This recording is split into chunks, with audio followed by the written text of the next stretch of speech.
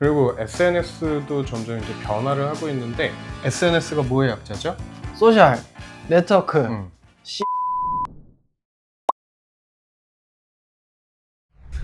네, 안녕하십니까. 반갑습니다. 닥터수근 임수근입니다. 나민민입니다. 네, 오늘은 SNS, 여러분들이 많이 좋아하는 SNS에 대해서 이야기를 한번 해보려고 하는데요. 최근 10년간 이 SNS의 성장 속도가 급격히 빨라지면서 사람들한테 아주 큰 영향을 주고 있는 것 같습니다. 정말 많은 사람들의 생활을 우리가 들여다볼 수도 있고, 내가 하고 있는 생활을 또 남들한테 보여줄 수 있는 그런 수단인 것 같아요. 이런 세상이 된 것이 사실 장점도 있을 수 있겠다만 그만큼 단점도 상당히 큰 것 같습니다. 그래서 오늘은 정신과 의사로서 이 SNS로 인해 불편해지는 사람들에 대해서 이야기를 나눠보려고 합니다. 사실 많은 분들이 진료 시간에 말씀하시기를 나 말고 다른 사람들은 굉장히 행복하게, 풍족하게, 풍요롭게 사는 것 같다라고 말씀들을 하세요. 어쩌다가 그렇게 생각을 하게 됐을까요를 여쭤봤을 때 꽤나 나오는 답변이 주변의 사람들 SNS에 나오는 모습들 보면은 내 생활은 굉장히 초라하고 비교가 된다, 많이들 느끼시는 것 같습니다. 나 말고는 생각보다 다들 돈도 잘 벌고 잘 쓰고 부자네 라면서 점점 콤플렉스로까지 연결이 되는 것 같아요. 지금 말씀하신 것처럼 이 비교라는 게 포인트인 것 같은데 항상 진료를 보다 보면 뭐 나랑 비슷했었는데 아니면 나보다도 못했었는데 SNS를 보니까 너무 잘 살고 있다, 뭔가 나만 시궁창을 살고 있는 것 같다. 결국에는 이 비교가 참 불편함을 느끼게 만드는 것 같아요. 다들 숨겨져 있는 진실은 감추고 있으니까 그게 그렇게 보이는 것 같아요. 저만 하더라도 제 인스타그램에 세수도 그러니까 세수를 안 한다는 건 아닌데 세수 깨끗하게 하고 건강하게 건전하게 사는 걸 올리지 어디 대포집에서 소주 까고 있는 거 안 올리거든요. 네. 일에 치여서 이러다가 요절하겠다, 다크서클 내려오고 이런 거 안 찍잖아요. 그런 것들을 좀 놓치고 있는 게 아닌가. 그리고 SNS도 점점 이제 변화를 하고 있는데 SNS가 뭐의 약자죠? 소셜 네트워크. 이 SNS는 원래 사회적인 네트워크를 활성화시키기 위한 서비스인데 지금의 SNS는 약간 퍼스널 쇼룸에 가까운 것 같아요. 그냥 내 모습들을 이쁘고 멋있게 보여주는 어떤 상품을 진열하는 하나의 진열장처럼 쓰이고 있는데, 그러다 보니까 그런 부분들이 좀 더 비교나 열등감을 부추기는 게 아닌가라는 생각도 듭니다. 이게 더 나아가서 뭔가 나랑 관련이 없는 연예인들은 왜 저렇게 큰 돈을 버는 거야? 재벌들은 왜 이렇게 막 잘 벌고 막 쓰면서 베풀진 않는 거야? 이런 쪽으로도 가기도 하는 것 같아요. 얼마 전에 털떡 이거 그 여자예요? 제가 볼 때 약간 동기는 열등감이 아닐까요? 결국에는.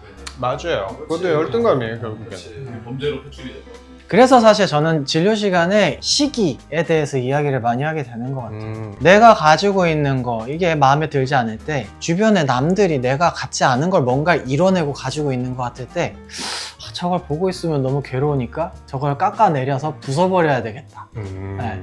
그럴 때 듣는 사람 입장에서도 저는 멘탈 관리를 단단하게 하시는 게 필요하다고 생각을 합니다. 이 아이가 나를 끌어내리는, 남들 앞에서 굳이 이렇게 나를 억까하는, 나한테 보여지는 뭔가가 도저히 견딜 수 없을 정도로 너무 부숴버리고 싶고 자기가 가지고 있는 게 초라해 보여서, 그래서 그런 경우들이 상당히 많다는 거죠. 이런 이야기들이 되게 많이 나왔어요, 진료 시간에. 네. 맞아.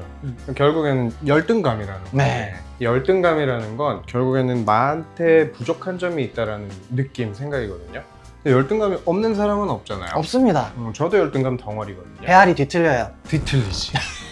근데 열등감이 사실 문제가 되는 경우는 나한테 부족한 점이 있다라는 인식만 있는 게 아니라 다른 사람이 가지고 있는 게 나에게 피해를 준다라는 느낌까지 올 때 이 열등감은 폭발을 하게 돼요. 근데 열등감이라는 놈은 굉장히 폭발성을 강하게 담고 있는 약간 폭탄 같은 것들이다. 임원장님이 얘기한 다른 사람을 깎아내린다거나 다른 사람이 가진 걸 공격하는 형태로 나타나기도 합니다. 저희가 열폭이라고 하잖아요. 네. 폭발이라고. 그 진짜 적절한 표현인 것 같아. 열등감 폭발이라는 거. 아까 말씀드렸지만 열등감은 우리 누구나 갖고 있는 거기 때문에 열등감은 당연히 병이 아닌데, 열등감을 내가 어떻게 처리하고 해소를 하느냐에 따라서 이건 병이 될 수도 있고 아닐 수도 있는 것 같아요. 열등감을 조절하는 법을 배우는 것도 중요하지만 어떻게 보면 다른 사람이 나한테 열폭을 할 때 내가 그 피해로부터 어떻게 날 보호할 것인가? 그것도 중요할 것 같아요. 맞아요. 다른 사람이 나한테 나를 깎아내리는 이야기를 했을 때 내가 가진 자존감에 대해서 의심이 생기는 것 같습니다. 그래서 이 열등감은 어떻게 해소를 하느냐가 중요한데 저는 마음껏 부러워할 수 있는 것도 이 열등감을 해소하는 좋은 방법 중에 하나인 것 같아요. 사실 진짜 내가 열등감이 느껴지고 부러워 미치겠을 때는 그 부럽다는 말이 잘 안 나오거든요. 네. 제가 예전에 읽었던 글 중에서 어떤 교수님이셨나? 내가 교수가 될 차례가 됐는데 다른 분이 이제 교수 임명이 되신 일이 있었대요. 저런. 얼마나 사실 복장이 뒤집히고 네. 부럽고 질투가 날 거예요. 근데 그러니까 본인이 교수가 됐었는데 그때 이제 일종의 좀 라이벌이었던 교수님이 그때 편지를 주셨는데 그 편지에 그렇게 써 있었대요. 너무 부러워서 미칠 것 같지만 오늘만큼은 진심으로 축하드립니다. 근데 이 편지가 어떻게 보면 저는 열등감을 가장 성숙하고 아름답게 해소를 할 수 있는 하나의 아름다운 문구이지 않나 싶더라고요. 너까지 들었을 때 너만 없었으면 아우, 너만 없었으면. 어떻게 보면 부러울 때는 부럽다고 말이 안 떨어지거든요. 저도 잘 안 떨어지긴 하는데 그런 연습을 해보는 것도 근데 진료 시간에 자아성찰 본인을 돌아보세요 이러면 좀 그러니까 이거 하면 안 돼요 이런 거. 네. 스스로를 사랑하세요 이런 얘기는 SG에서 안 합니다. 내가 잘하고 싶고 내가 지금까지 열심히 해서 이루어왔던 거 그거 뭔지 아예 그냥 눈길도 안 주고 있는 것 같아요. 이 얘기가 많이 나왔어요. 부럽고 배알이 뒤틀려 죽겠는 거를 사실 잘 생각해보면 내가 정말 그렇게 이루고 싶고 갖고 싶었던 걸까? 라고 생각해보면 안 그런 경우도 많거든요. 이게 진짜 내가 원하는 게 아닌 경우도 많아요. 백종원 아저씨가 되고 싶어요? 이런 거 물어보면 생각이 많아질 수 있단 말이에요. 되고 싶어요. 너무 부러워. 배알이 뒤틀려요. 숟가락이랑 안 대주면 되고 싶어요. 사실 열등감이라는 거는 굉장히 큰 주제이기도 하고 생각보다 이 의사로서 의학적인 다른 증상들을 좀 잠잠하게 만들고 나면은 그 다음엔 거의 언제나 자존감과 열등감 주제로 많이들 가는 것 같습니다. 정신심리치료의 주제가. 근데 이게 SNS 이야기를 시작으로 해서 그렇지 비단 SNS의 문제만은 아닐 거예요. 그럼요. 모든 주제가 자존감하고는 연결될 수가 있어요.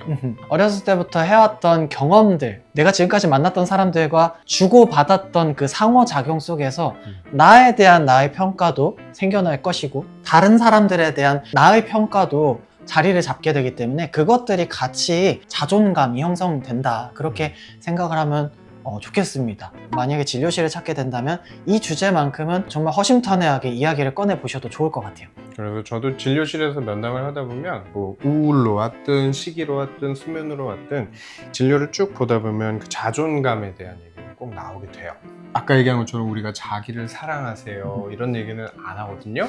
몰라서 안 하는 건 아니잖아요. 결국에는 나에 대한 관심에서 시작되는 거는 맞아요. 그런 다른 사람들에게 관심을 가지고 부러워하고 질투하거나 열등감을 느끼다 보면 내가 뭘 좋아하는 사람인지 모르게 되는 경우가 많아요. 그래서 내가 뭘 좋아하는 사람인지 뭘 싫어하는 사람인지 나에 대한 관심을 갖는 것부터가 시작이라고 생각합니다. 많은 분들이 스스로에 대해서 좀 자신감 생겨나기를 기원합니다. 오늘도 시청해주셔서 감사합니다.